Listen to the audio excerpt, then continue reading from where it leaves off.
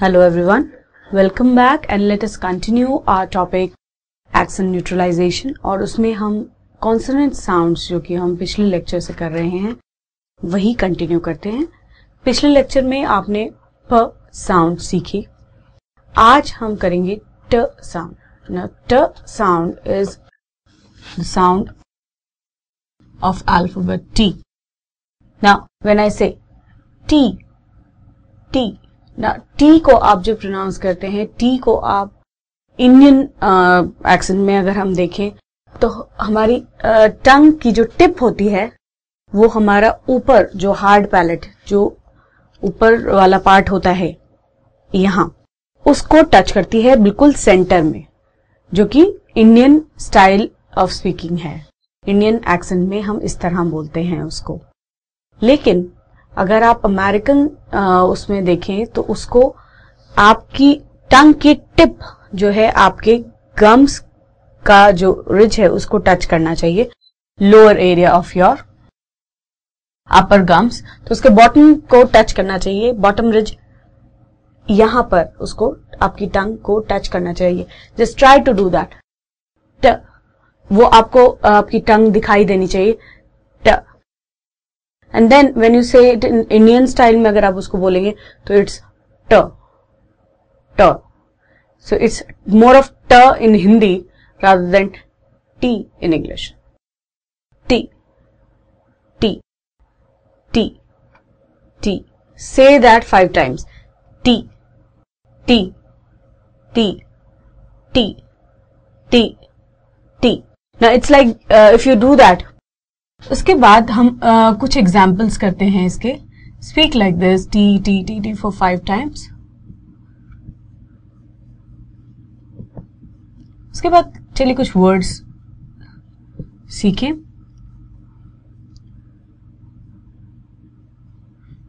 Tomorrow, tomorrow, tomorrow. Now ट, it should not be t, t, t. It should touch the gums. Tomorrow. Time. Tennis. Tour. Tournament.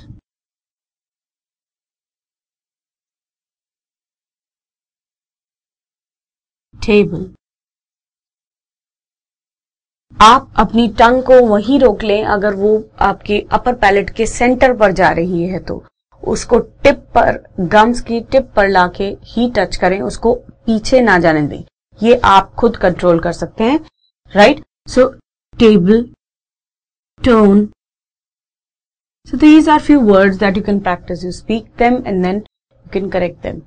So after this हम कुछ American names बोलना सीखते हैं जो कि T से स्टार्ट होते हैं।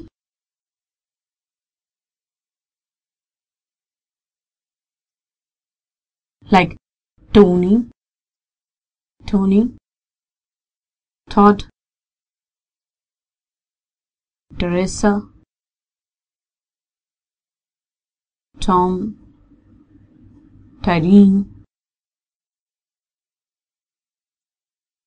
So this is how you can pronounce these names. Hold your tongue till your gums, inner side of that, bottom of your gum, upper, not the upper palate, not the center of the upper palate. Upper palate के center तक आपकी टंग ना पहुंचे, ये इसको आपको खुद control करना है ना। इसमें टी साउंड में बहुत सारे चीजें हैं जो हमको ध्यान रखनी होती हैं। टी साउंड्स में टी की पोजीशन एक वर्ड में कहाँ है ये उस पर बहुत मैटर करता है कि आप उसको प्रोनाउंस कैसे करेंगे। तो सबसे पहले उसके लिए भी कुछ रूल्स हैं। रूल्स यानी कि उसकी पोजीशन पर, अगर उसकी पोजीशन शुरू में है या सेंटर में है या एंड में है या उसके बाद कुछ अल्फाबेट है जिसकी वजह से उसका प्रोनाउंसिएशन थोड़ा डिफरेंट हो जाता है। So let's learn that. इसमें सबसे पहले आता है रूल 1।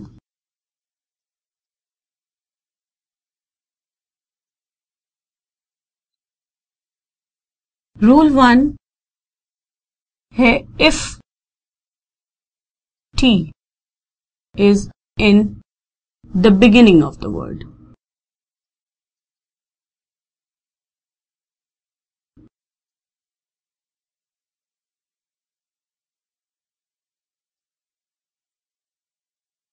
लाइक फॉर एग्जाम्पल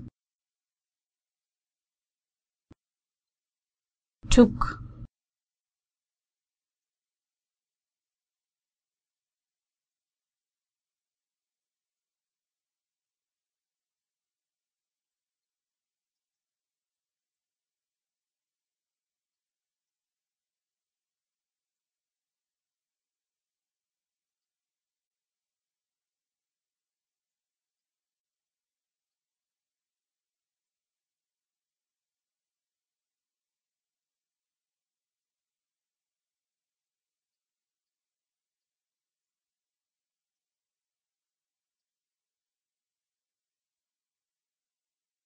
अब अगर इस सेंटेंस में देखें तो इस सेंटेंस में T is the beginning of many words here. It took Tim 10 times to try the telephone. Now here if you see t sound is coming in the beginning, तो यहां पर वो prominent sound है. But अगर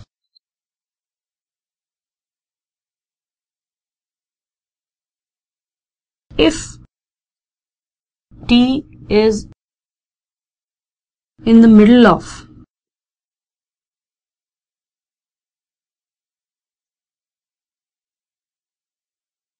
the word,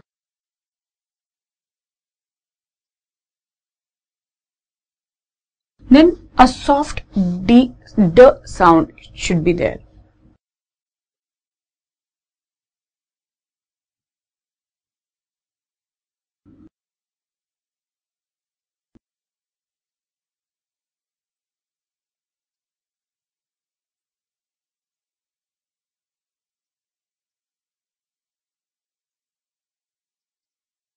तो अगर किसी word के बीच में टी यूज होता है तो जब हम उसको प्रोनाउंस करते हैं, जब हम उसको बोलते हैं, तो जो साउंड आती है दैट इज सॉफ्टर ड sound, slightly D but slightly T, so it's a mixture of that.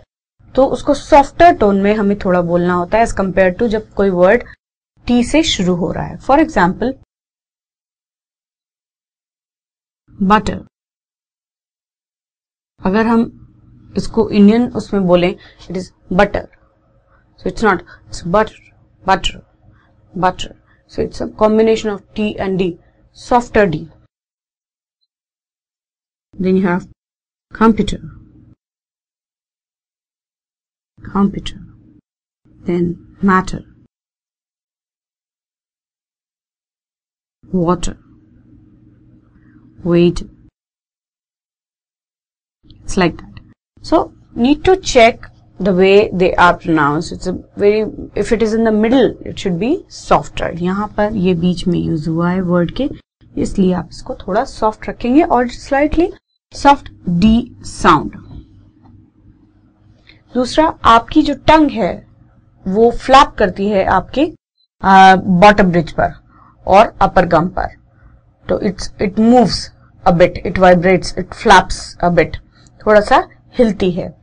सो इस तरह रूल नंबर 2, जब हम देखते हैं कि टी अल्फाबेट बीच में आता है तो वो सॉफ्ट हो जाता है और ऐसा साउंड करता है जैसे डी, स्लाइटली डी जैसे साउंड करता है. इसके बाद जो थर्ड रूल है इसका, जब हमारे पास टी एंड में आता है,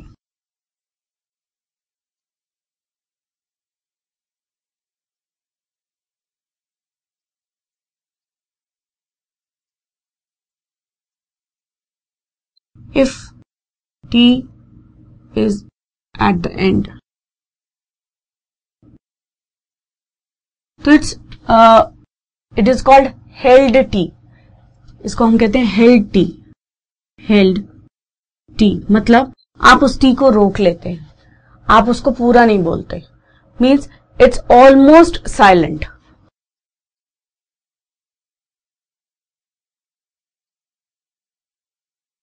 Not exactly silent, but almost silent. तो not exactly silent means आप उसको बोलते तो हैं, but it's not very prominently, आप उसको बहुत prominently नहीं बोलते. दूसरा, एक तरह से ऐसा जैसे वो silent है. For example take it, take it. Now take it बोलना इज, टेक इट बोलना ज्यादा स्ट्रेस देके नहीं, take it. Now take it means I am not making it entire completely silent, but I am also, मैंने उसको बिल्कुल silent नहीं करा, बट मैंने उसको पूरी तरह प्रोनाउंस भी नहीं करा। उसके बाद इसमें अगर हम देखें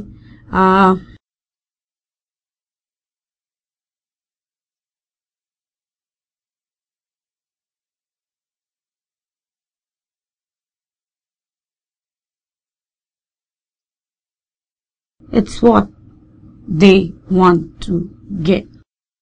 So again, slightly hold that T. उस T को रोक लीजिए।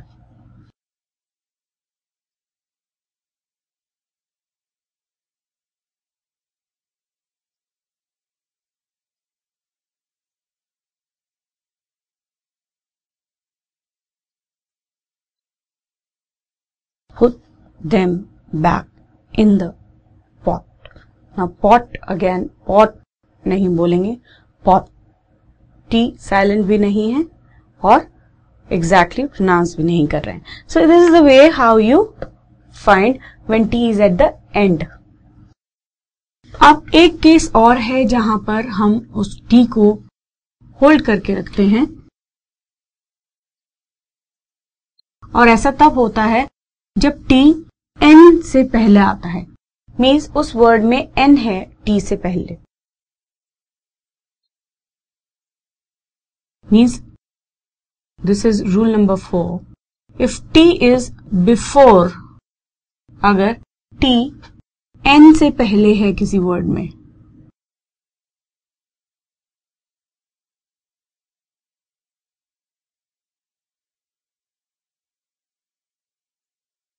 then also it's held T, means हम थोड़ा उसको रोक लेते हैं उस T को. दूसरा, इसमें हम फ्लैपिंग टेक्निक यूज करते हैं. फ्लैपिंग मीन्स आप उसको बोलते तो हैं,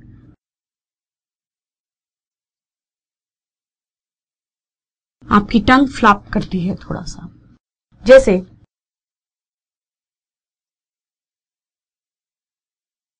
shorten, shorten. Now shorten is shorten, जो हमें इंडियन स्टाइल में बोलते हैं इसको हम shorten करके बोलते हैं. It's shorten, shorten. Now it's like pronunciation अगर हम इसका देखें, यहां इस का मतलब, इस apostrophe का मतलब it's a held T. Shorten, shorten, shorten. Then you have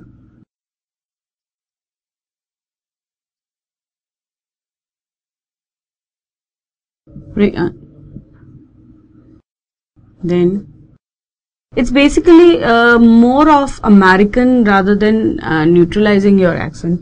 ज्यादा इसमें अगर आप इसको exactly इसी तरह बोलते हैं तो it's more of American. तो आप अपने आप को थोड़ा सा उसमें वेरिएशंस लाके shorten, written मीन्स उसको exactly pronounce मत कीजिए, उसको होल्ड कर लीजिए.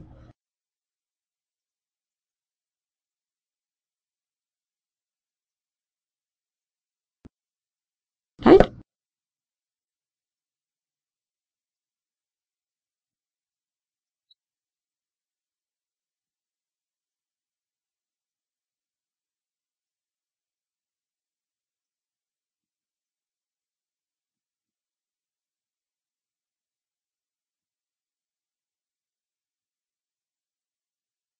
So it's like, it's pronounced again like अगर आपका T N से पहले आता है किसी वर्ड में तो भी आप उसको होल्ड करके बोलते हैं. Right? Like shorten, written, fountain. Now fountain is founding, rotten, then eaten, right? So it's like pronounced like this. Now if you say हम T को और भी कहीं होल्ड करते हैं, हम T को और भी जगह होल्ड करते हैं, वो है जब T से पहले N आता है, मतलब N is the enemy of T.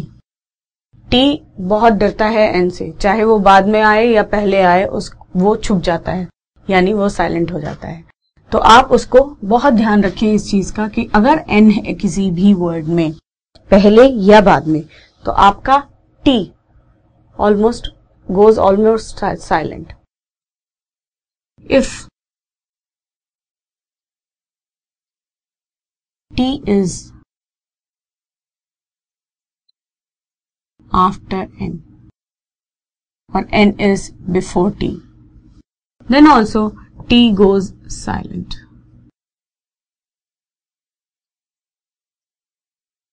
It's more of American, as I told you. ऐसा अमेरिकन इंग्लिश में ज्यादा होता है, जबकि हम बोलते हैं और अमेरिकन या ब्रिटिश एक्सेंट में अगर हम बोलते हैं तो it's not that silent, it is there but it is softer, वो थोड़ा सॉफ्ट रहता है।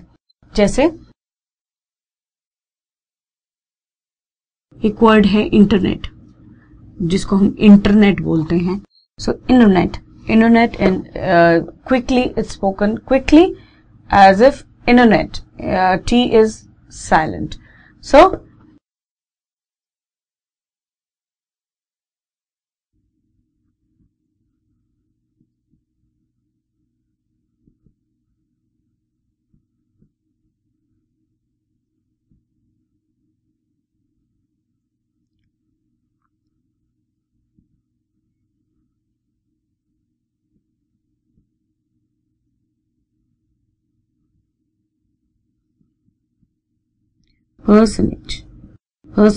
परसेंटेज की बजाय percenage, quickly spoken.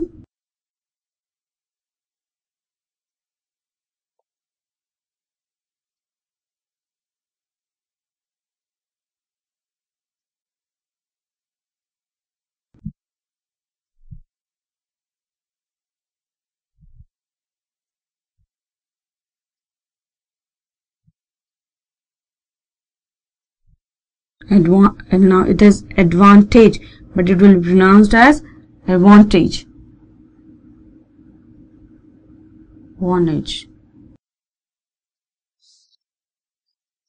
Advantage. Right? So it's like this how you pronounce these words. With that we come to the end of T as well. हम T के भी end में आते हैं। इसके बाद कुछ और हम साउंड्स करेंगे जो कि बहुत कॉमनली यूज्ड हैं, उनको हम करेंगे अपने नेक्स्ट लेक्चर में। But before we start this और before you start another chapter, आपको इस चैप्टर को अच्छे से प्रैक्टिस करना है और ऐसे कई वर्ड्स को प्रैक्टिस करना है, अपनी डिक्शनरी में डालते जाना है और अपनी प्रोनाउंसिएशन डिक्शनरी बनानी है। That we come to the end. Thank you.